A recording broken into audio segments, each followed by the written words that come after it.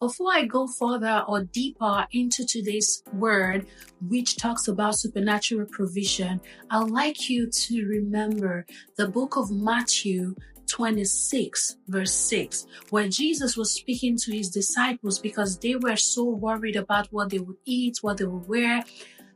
Jesus painted an illustration. He said, if the birds of the sky, the birds in the air, do not worry about what they would eat, do not gather in bands food ahead of time, what they will eat tomorrow and next week and upper week and next year, but they stay alive, the Lord supplies for them.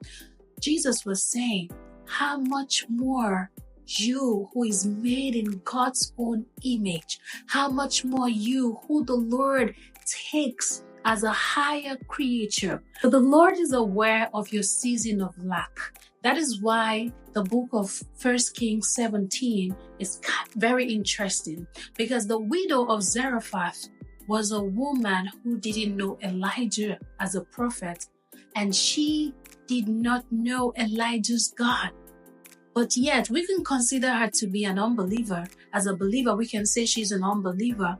But God actually reached out to this widow that was in a terrible place of starvation. There was famine in that land, in the land of Zarephath, in that season.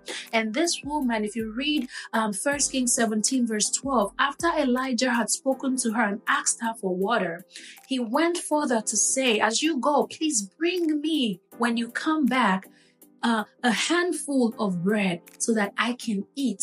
And this woman literally replied Elijah. She said, sir, I actually, between me, you and God, I literally just have a handful of flour and a tiny bit of leftover oil that I am about to prepare this last meal so that I and my son can eat and die.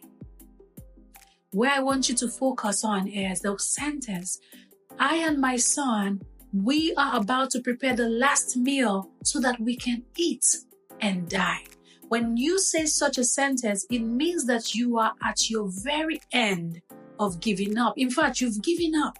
And there are so many people that are in that particular situation.